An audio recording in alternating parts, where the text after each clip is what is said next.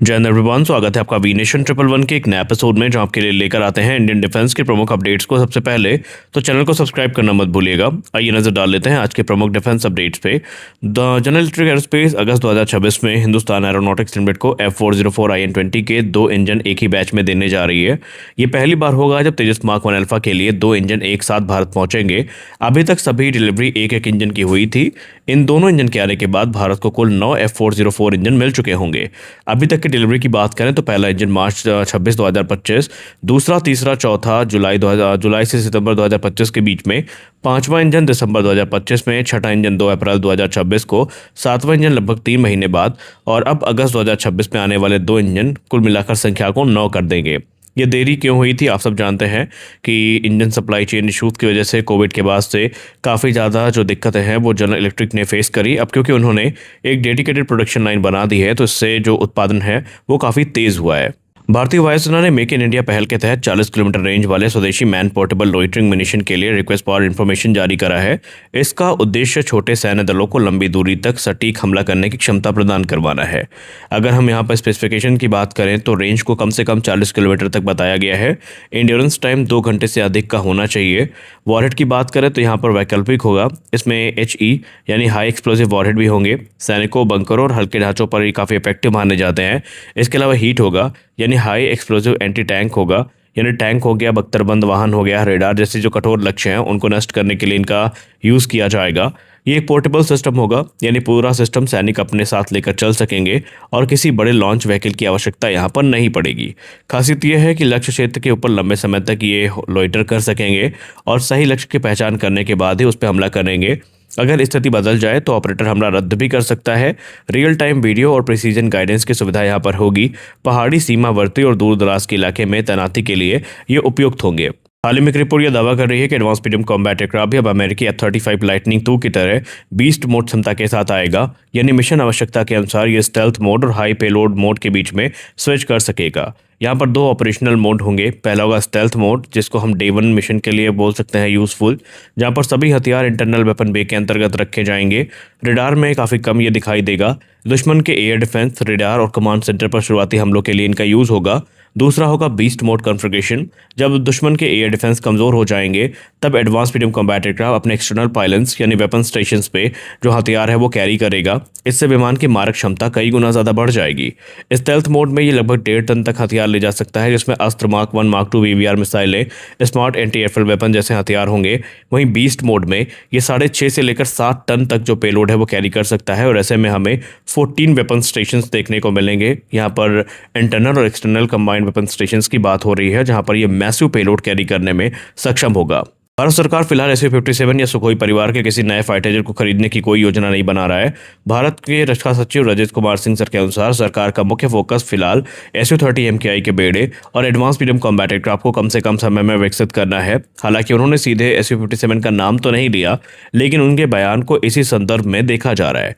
पहले स्थिति क्या थी? कुछ महीने पहले सरकार का कहना था कि Su-57 पर अभी अंतिम निर्णय नहीं हुआ और अब पहली बार संकेत मिला है कि निकट भविष्य में Su-57 की संभावना जो है वो काफ़ी कम होती नजर आ रही है। फिलहाल भारत का प्राथमिक लक्ष्य MRFA और advance medium combat aircraft programme ही है।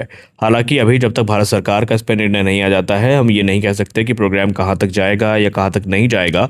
लेकिन अगर हम बात करें तो रूस अभी भी अपने ऑफर को लेकर अडिग है। वो लगातार अपने ऑफर को इंटेंसिफाई कर रहा है क्योंकि उन्हें भरोसा है कि भारतीय वायुसेना की जैसी स्क्वाड्रन स्ट्रेंथ है वो आज नहीं तो कल Su-57 पर एक सकारात्मक निर्णय लेंगे और ये निर्णय जो रूस है उसके पक्ष में होगा। रूस यहाँ पर कंप्लीट TOT के साथ जो विमान है वो ऑफर कर रहा है, जहाँ पर भारत में मैन्युफैक्चरिंग की बात भी की गई है।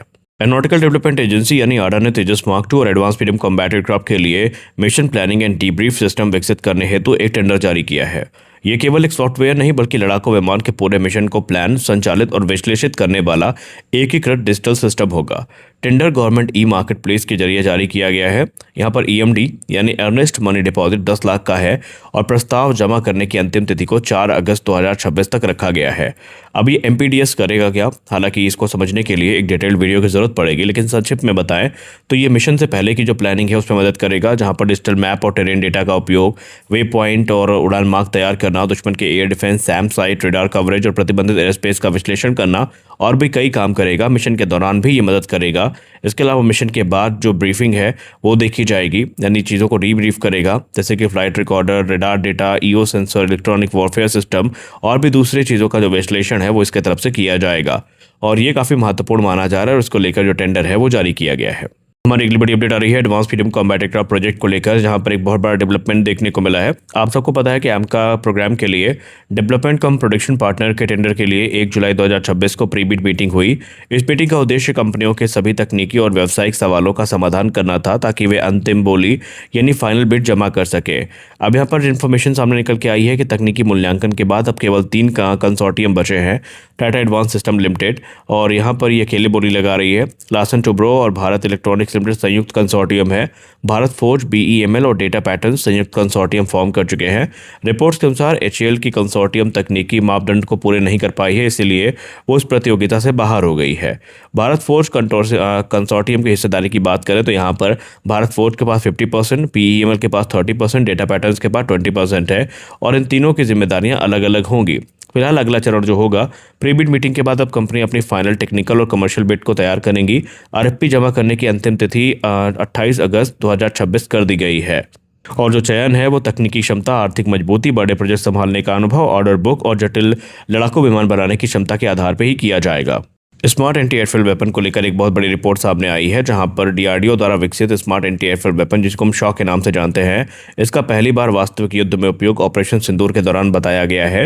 ये centre for aerospace power and strategic studies की रिपोर्ट के अनुसार इस 125 किलोग्राम के ग्लाइड बॉम्ब का इस्तेमाल पाकिस्तान के एयरफील्ड और सैन्य ठिकानों को निशाना बनाने के लिए किया गया। और अगर ये जानकारी का आधिकारिक रूप से सामने आई है तो इसका सीधा मतलब ये है कि अब यहाँ पर शॉक कॉम्बैट प्रूवन है और अब इसीलिए एक्सपोर्ट मार्केट में जो कस्टमर्स हैं उनकी नज़र इस पर बनी हुई है। शॉक की बात करें तो इसका वजन 125 किलोग्राम है, इसकी रेंज 100 किलोमीटर है और ये एक stand of precision guided glide bomb है। ये airfield, aircraft shelter, radar station, command centre, गोला बारूद डिपो और हार्डन जो शेल्टर्स होते हैं उनको पेनिट्रेट कर सकता है, उनको नुकसान पहुँचा सकता है। इसका बड़ा फायदा ये है कि लड़ाकू विमान दुश्मन की एयर डिफेंस रेंज में घुसे बिना 100 किलोमीटर दूर से ही हमला कर सकते हैं। इससे विमान surface to air missile system और एंटी एयरक्राफ्ट गनों से काफ़ी हद तक सुरक्षित रहते हैं। Suppression of enemy air defence mission में ये काफ़ी उपयोगी माना जाता है।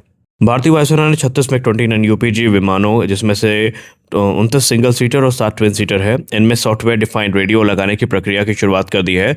इस अपग्रेड के बाद MiG-29 UPG network centric warfare का हिस्सा बन जाएगा, जैसे कि पहले से तेजस मार्क 1 और SU-30 MKI में है।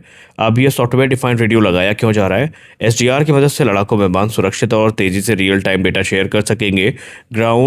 विमान ग्राउंड स्टेशन, एवैक्स, अनमैन एयर व्हीकल और दूसरे फाइटर के साथ लगातार जुड़ते रहेंगे और इससे युद्ध के दौरान बेहतर समन्वय यानी कोऑर्डिनेशन और तेजी से निर्णय लेने की क्षमता मिलेगी। अब यहाँ पर सिस्टम कौन सा लगाया जाएगा? इसमें नेक्टर 1 और नेक्टर 2 सॉफ्टवेयर डिफाइंड रेडियोस लगाए जाएंगे। ये मिल STD 1553 डेटा बस के जरिए विमान में मौजूद एवियोनिक्स से जुड़ेंगे। इसका फायदा यह है कि पूरे विमान की वायरिंग या एवियोनिक्स बदलने की जरूरत नहीं पड़ेगी। इलेक्ट्रॉनिक वॉरफेयर सिस्टम पर क्या कोई असर होगा? रिपोर्ट्स के अनुसार MiG-29 UPG का मौजूदा इलेक्ट्रॉनिक वॉरफेयर स्वीट यानी D29 RWJ radar warning receiver और टेलिस्मैन NTE-29 जैमर पहले की तरह ही काम करते रहेंगे। SDR जोड़ने से इन सिस्टमों में बदलाव की आवश्यकता नहीं पड़ने वाली है। तो आज के इस वीडियो में बस इतना ही। मिलते हैं अगले वीडियो में कुछ अपडेट्स के साथ, तब तक के लिए जय हिंद।